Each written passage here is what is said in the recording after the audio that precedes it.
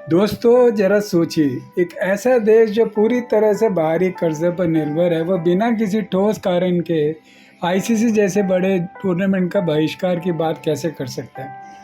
यही वजह है कि मैं इसे क्रिकेट नहीं बल्कि शुद्ध राजनीति कह रहा हूँ।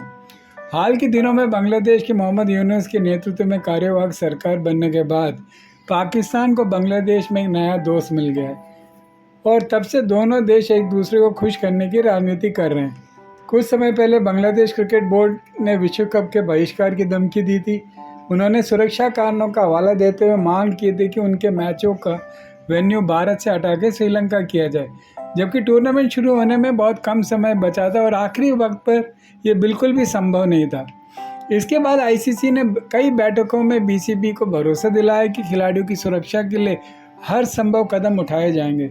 दिलचस्प बात यह थी कि बांग्लादेश के खिलाड़ी खुद टूर्नामेंट खेलना चाहते थे, लेकिन बोर्ड अपने फैसले पर अड़ा रहा। इसी बीच पीसीबी पाकिस्तान क्रिकेट बोर्ड ने बयान दिया कि हम अपने बांग्लादेशी भाइयों के साथ खड़े हैं और उनकी मांग का समर्थन करते हैं, और यहाँ तक कहा गया कि अगर बांग्लादेश विश्व कप का बहिष्कार करता है तो पाकिस्तान भी पूरा टूर्नामेंट नहीं खेलेगा। यहीं से इस पूरी राजनीति की शुरुआत हुई। कई दौर की बातचीत, आश्वासन और अल्टीमेटम के बाद भी बीसीबी ने अपना रुख नहीं बदला और साफ कहा कि अगर वेन्यू नहीं बदला गया तो हम भारत नहीं जाएंगे।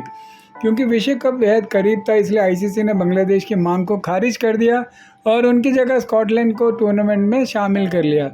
अब बारी थी पीसीबी की। पीसीबी पहले ही कह चुका था कि अगर बांग्लादेश बाहर हुआ तो वो भी विश्व कप नहीं खेलेंगे, लेकिन कई दिनों के सस्पेंस के बाद पीसीबी एक नया ड्रामा लेकर आया। उन्होंने कहा कि वे श्रीलंका तो जाएंगे, लेकिन 15 फरवरी को भारत के खिलाफ होने वाला मैच नहीं खेलेंगे और उसका बहिष्कार करेंगे। मैं इसे राजनीति इसलिए कह रहा हूँ क्योंकि ये खबर पाकिस्तान सरकार ने साझा की है, ना कि पीसीबी ने। पीसीबी ने अभी आधिकारिक तौर पर आईसीसी को अपने फैसले की सूचना भी नहीं दी है।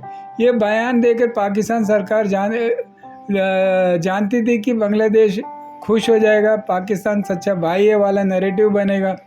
आज बांग्लादेश में खुशी का माहौल है। देखो, पाकिस्तान ने भारत के खिलाफ मैच का बहिष्कार कर दिया, लेकिन बांग्लादेश को ये भी सोचना चाहिए कि जब उन्होंने कहा था कि वे पूरे आईसीसी टूर्नामेंट छोड़ेंगे, तो अब पाकिस्तान सिर्फ चुनिंदा बहिष्कार क्यों कर रहे हैं।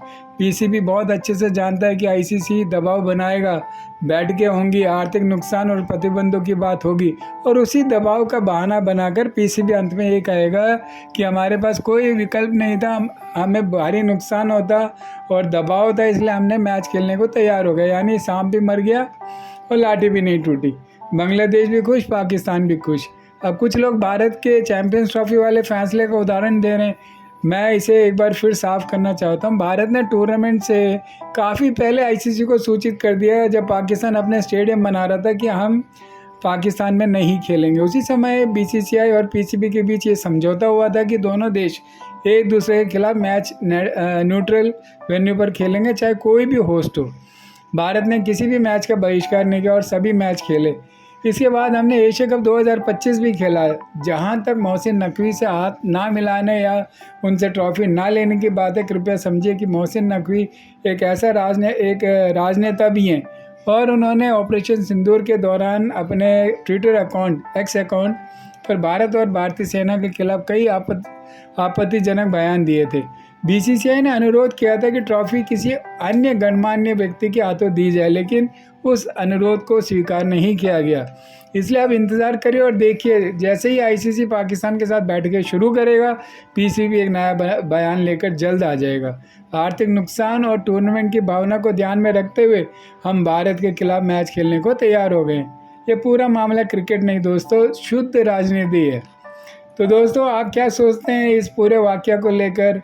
अगर आपको ये वीडियो पसंद आए तो लाइक और शेयर कीजिए, और चैनल को सब्सक्राइब करना ना भूलिए इंडिया से रिलेटेड सारे अपडेट्स के लिए। जय हिंद।